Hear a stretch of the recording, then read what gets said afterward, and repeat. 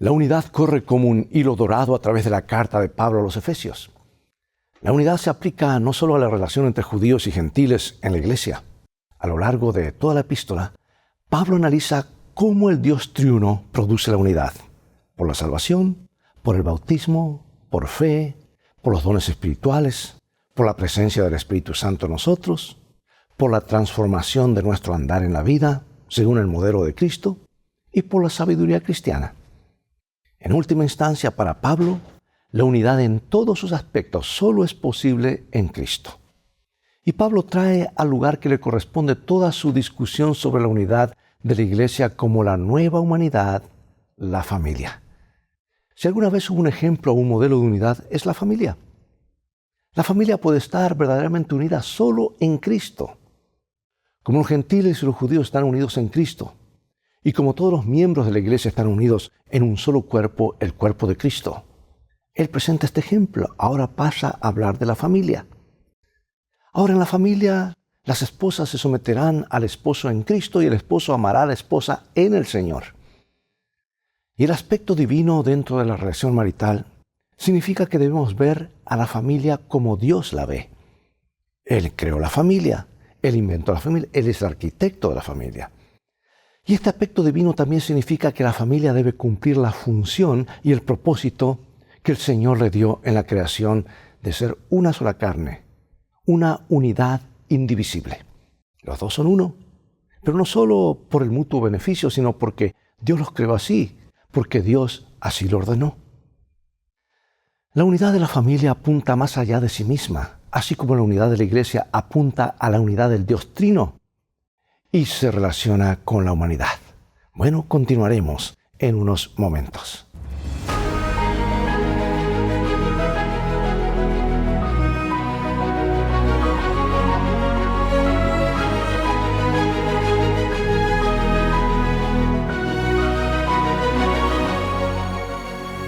Nuestro versículo con el cual comenzaremos está en Efesios 5, 25 al 27. Maridos, amen a sus mujeres, así como Cristo amó a la iglesia y se entregó a sí mismo por ella, para santificarla y limpiarla en el lavado del agua, por la palabra, para presentarla para sí una iglesia gloriosa, sin mancha ni arruga ni cosa semejante, antes que sea santa e inmaculada. Aquí en Efesios 5, Pablo se basa en la idea de la sumisión mutua de los creyentes y luego ofrece consejo a las esposas cristianas y a los esposos. Y concluye con un extracto de la enseñanza para ambos cónyuges. En estos consejos, los estudiosos de la Biblia en la actualidad pueden oír al Cristo resucitado hablando de nuestras relaciones. Estamos en condiciones de oír cuando entendemos Efesios 5 y 6 como la forma en que Pablo actualiza la gran temática de la carta, que es la unidad. Pero ahora, para el hogar cristiano. Si bien hace una fuerte crítica de las estructuras sociales defectuosas de la vieja humanidad, también celebra la creación de una nueva humanidad e inserta en la humanidad en general con sus fallas sociales. Y dentro de estas estructuras, los creyentes demuestran que se ha desplegado un nuevo poder, el Espíritu Santo, y una nueva ética cuyo modelo es Cristo, que apuntan hacia el cumplimiento final del plan de Dios para su pueblo y para el mundo. Bueno, Pablo comienza con un pasaje bisagra, vamos a llamarlo así, sobre el cual gira lo demás. Efesios 5:21. Someteos unos a otros en el temor de Dios. Él aboga porque los miembros de la iglesia se sometan mutuamente. Los creyentes deben hacerlo por reverencia a Cristo. Y la primera de varias veces que Pablo identificará la relación con Cristo como la más importante y definitoria para todos los creyentes es aquí, en esta porción. Ahora, ¿qué quiere decir Pablo al exhortar a los miembros de la iglesia a someterse unos a otros? ¿Cómo debemos entender esta idea? Pablo también invita a las esposas cristianas a someterse a sus maridos como al Señor. Y aclara que está analizando la sumisión de las esposas a sus respectivos maridos. Y cuando Pablo dice que las esposas deben hacer esto como al Señor, ¿qué quiere decir que una esposa debe someterse a su esposo como si éste fuera Cristo ¿O quiere decir que Cristo es el énfasis más verdadero y elevado de su sumisión?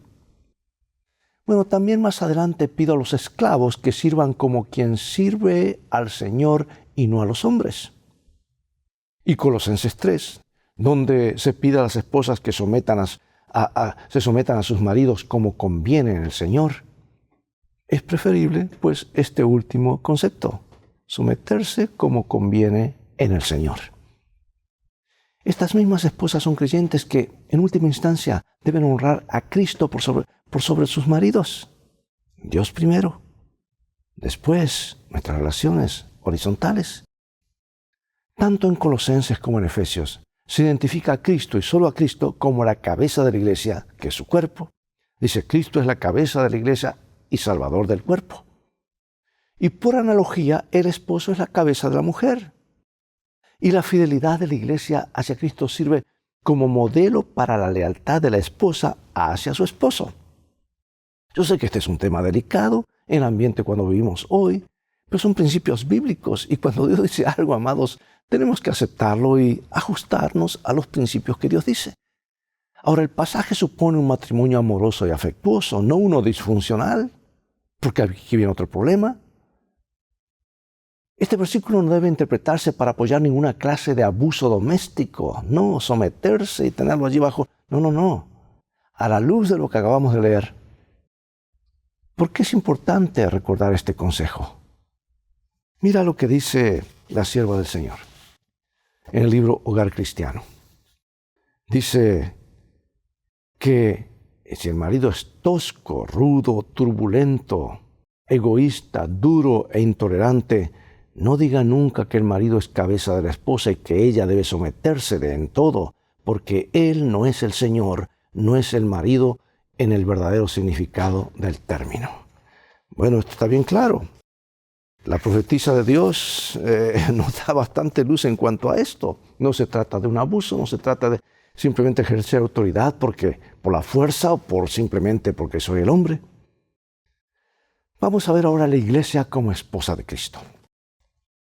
Maridos, amad a vuestras mujeres, así como Cristo amó a la iglesia y se entregó a sí mismo por ella, para santificarla, habiéndola purificado en el lavamiento del agua por la palabra, a fin de presentársela a sí mismo, una iglesia gloriosa, que no tuviese mancha ni arruga ni cosa semejante, sino que fuese santa y sin mancha. Porque nadie aborreció jamás a su propia carne, sino que la sustenta y la cuida, como también Cristo a la iglesia. Y a medida que Pablo le va dando forma a su metáfora del matrimonio, que representa a la iglesia y su relación con Cristo, recurre creativamente a las costumbres y los roles de una boda antigua.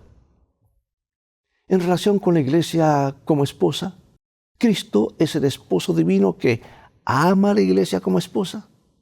Por eso nunca debemos olvidar que este es un trabajo de corazón para Jesús. Él nos ama. Número 2. Se da a sí mismo como el precio de la novia.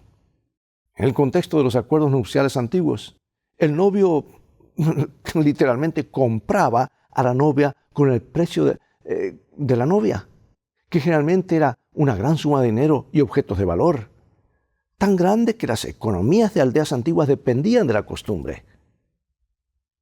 Cristo paga el precio final por la iglesia como su novia, ya que Él se dio a sí mismo por ella.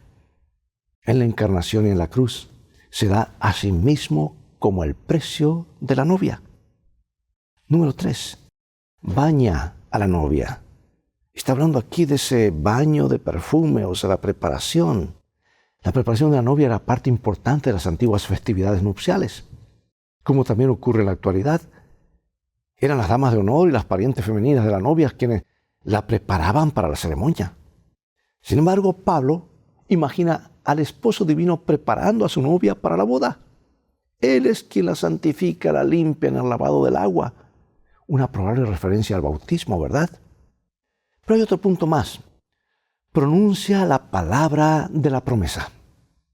Esta limpieza se realiza por la palabra que señala a la palabra de la promesa que el esposo divino dirige a su esposa. Quizá en el contexto de la ceremonia de esponsales, ¿verdad? Tomas a esta por mujer, etc. Tomas a este hombre. Y observar las promesas de Dios a los creyentes en el momento de su conversión. Aceptas a Jesús como tu Salvador personal, eres parte del cuerpo de Cristo. Los esponsales eran la versión antigua del compromiso moderno, pero eran un conjunto de negociaciones mucho más serias que incluían un acuerdo escrito sobre el precio de la novia por parte del esposo y la dote, o sea, bienes que la novia traería de su familia al matrimonio. Pero hay algo más. Dice que prepara y adorna a la novia. Y cuando la novia finalmente se presenta ante el novio, ella es fabulosamente hermosa, aparece con un esplendor impecable. Cristo no solo baña a la novia, también la prepara y la adorna. Pregunto, ¿cómo nos ayudan estos versículos a entender lo que Cristo siente por nosotros? ¿Y por qué debería resultarnos tan confortante? Bueno, también Pablo utiliza los elementos de las bodas antiguas para atraer a los cristianos de Corinto. Vamos a ver cómo ocurre la presentación. El libro 2 de Corintios, segunda carta, capítulo 11, versículos 1 en adelante. Ojalá me toleraseis un poco de locura. Sí, toleradme, porque os celo con celo de Dios, pues os he desposado con un solo esposo para presentaros como una virgen pura para Cristo. Pero temo que como la serpiente con su astucia engañó a Eva, vuestros sentidos sean de alguna manera extraviados de la sincera fidelidad a Cristo. Porque si viene alguno predicando a otro Jesús que el que os hemos predicado, o si recibís otro espíritu que el que habéis recibido, u otro evangelio que el que habéis aceptado, bien lo toleráis. Pablo está llamando la atención aquí a estas personas. Y al usar el último elemento de las bodas antiguas, Pablo representa a Cristo como aquel que presenta a la novia a sí mismo. En la antigüedad, era el padrino, los padrinos o el padre quien entregaba a la novia, nunca el novio. Sin embargo, aquí Pablo imagina a Jesús presentando a la iglesia a sí mismo como su esposa. Y Pablo utiliza las costumbres y los roles del matrimonio para resaltar la relación de Cristo con la iglesia en un patrón cronológico que se va desarrollando. Primero un compromiso, o sea, Cristo se ofrece a sí mismo por la iglesia como el precio de la novia, y así se comprometió con ella. Luego una preparación para la ceremonia nupcial. Las atenciones del novio continúan en sus esfuerzos actuales para santificar y limpiar a la novia. Y avanzamos al siguiente paso, la ceremonia nupcial en sí. Las atenciones actuales de Cristo con miras a la presentación de la novia en la boda. Bueno, este último elemento se refiere a la gran celebración de las bodas, o sea, las bodas de su venida. Cuando Cristo el esposo vendrá a reclamar a la iglesia como esposa y la presentará a sí mismo. Estarán unidos para siempre. Las bodas antiguas a menudo comenzaban con un desfile nocturno. El novio y su séquito se reunían en la casa del novio, el nuevo hogar de la pareja, y con gran ceremonia comenzaban una procesión. Iluminada por antorchas y escoltada de música alegre y melodiosa y gran regocijo, la multitud avanzaba hacia la casa del padre de la novia.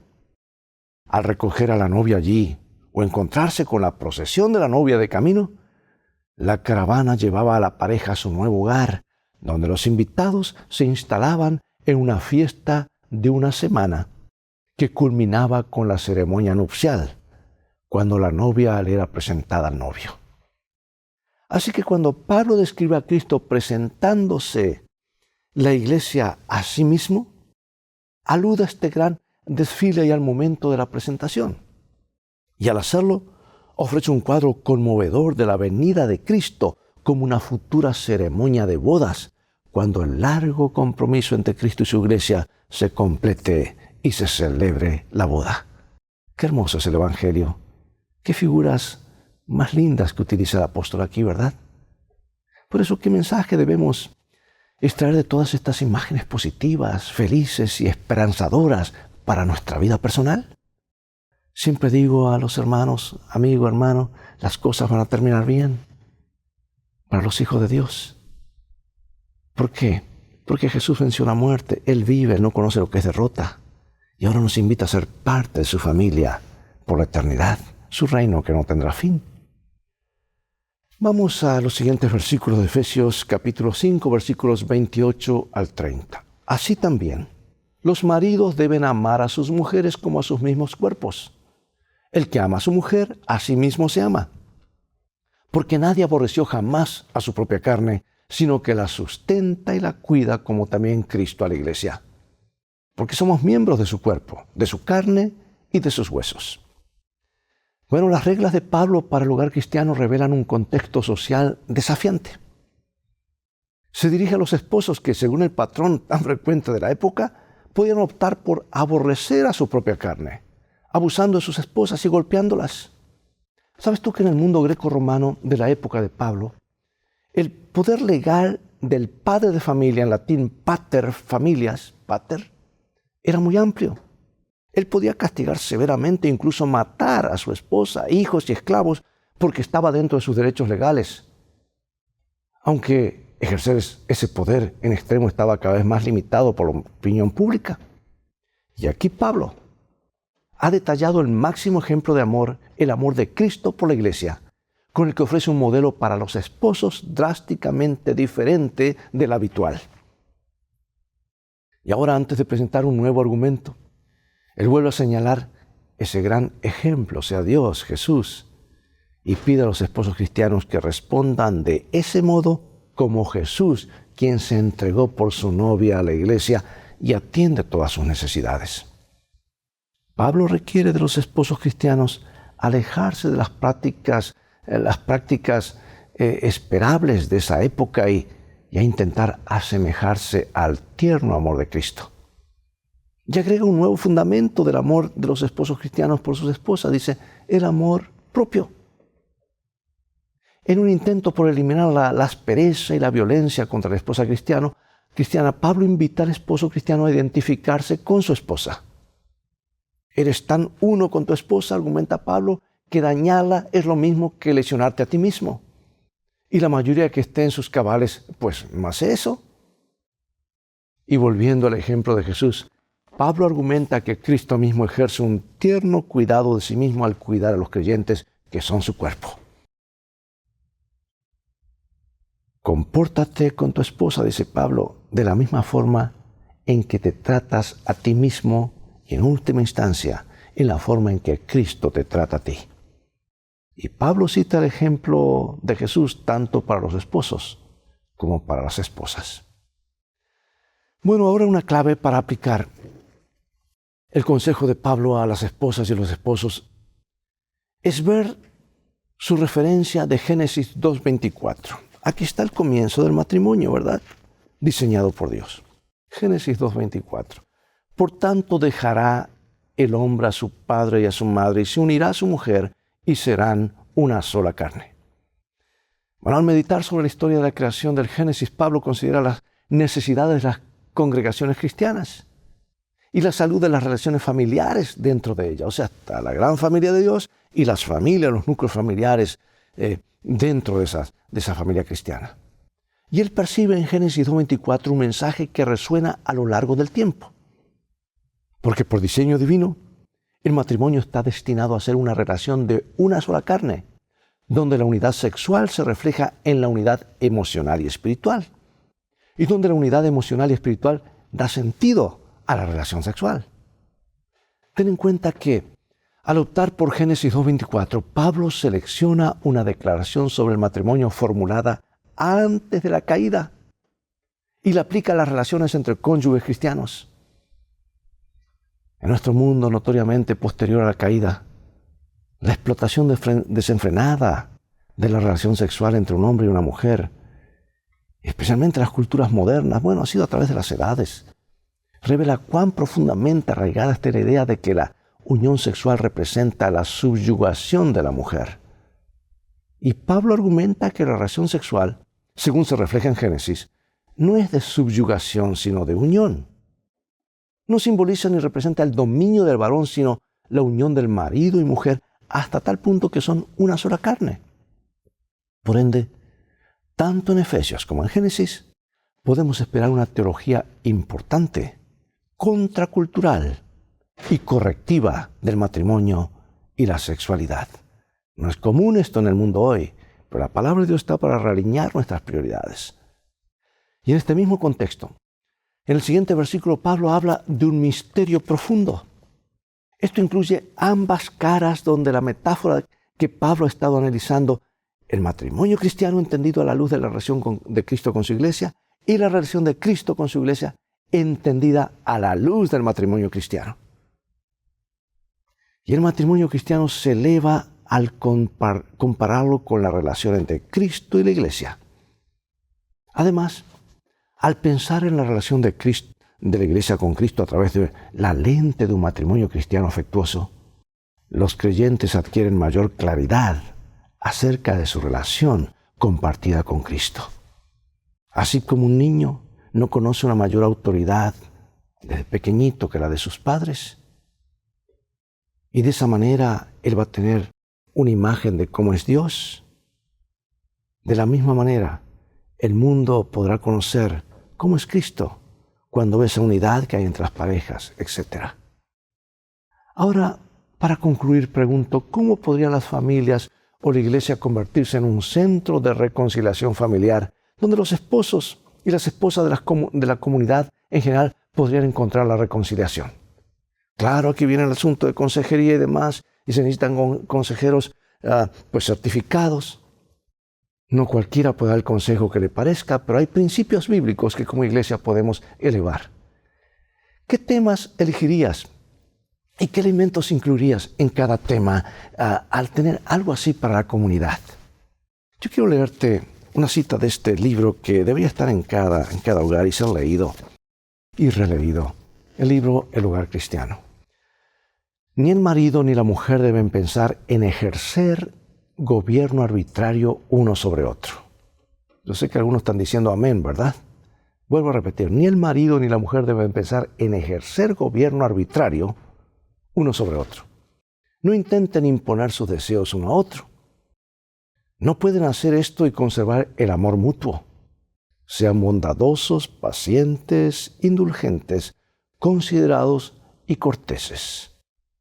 A menudo se pregunta, ¿debe una esposa no tener voluntad propia? La Biblia dice claramente que el esposo es jefe de la familia. Casadas, estad sujetas a vuestros maridos. Si la orden terminase así, podríamos decir que nada de envidiable tiene la posición de la esposa. Muchos maridos no leen más allá de que estad sujetas, pero deben leer la conclusión de la orden que es como conviene en el Señor. Dios requiere que la esposa recuerde siempre el temor y la gloria de Dios. La sumisión completa que debe hacer es al Señor Jesucristo, quien la compró como hija suya con el precio infinito de su vida. Uno hay que supera al marido para la esposa es su redentor, y la sumisión que debe rendir a su esposo debe ser, según Dios lo indicó, como conviene al Señor. Bueno, yo creo que la sierva del Señor la tenía bien clara, ¿verdad? Dios le inspiró a hablar claramente. La realidad en que vivimos en un mundo dislocado, fragmentado.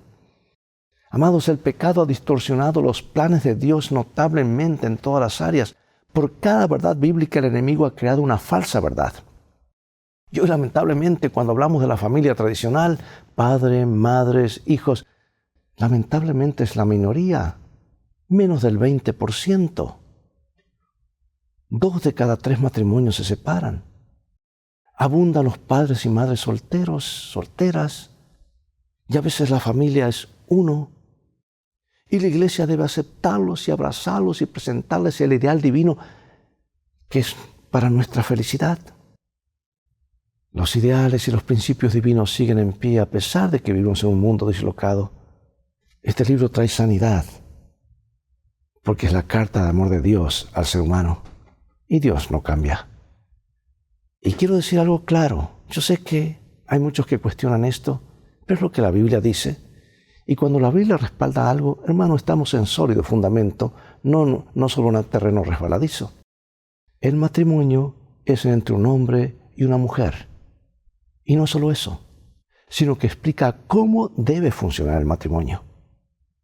Una cosa sé, cada vez que seguimos los consejos de Dios en cada área de nuestra vida, hay felicidad, paz, restauración. Cuando elegimos otro camino, el egoísmo y el caos es lo que sigue.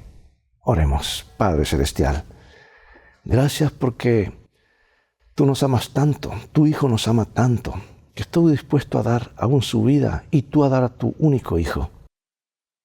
Y ahora se acerca el momento crucial, glorioso que anhelamos cuando tu iglesia, tu novia, tu esposa se unirá para siempre contigo, oh Jesús, y estar para siempre unidos. Queremos que mientras tanto nuestra familia de la iglesia esté unida como las familias que integran la iglesia estén unidas, pero sobre todo queremos estar unidos a ti, pase lo que pase, no solamente aquí, sino por la eternidad.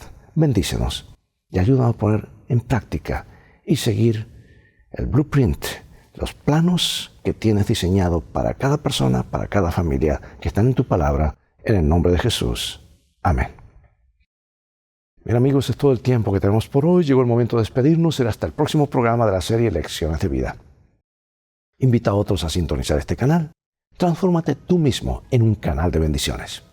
Mientras tanto, Dios te bendiga y recuerda, tú vales mucho para Jesús. Él te ama más de lo que puedes imaginar. Ese es el mensaje de este libro. Y vamos en un viaje. Y las cosas van a terminar bien si hacemos de la Biblia nuestro GPS, nuestro mapa y a Jesús como nuestro guía. Maranatha.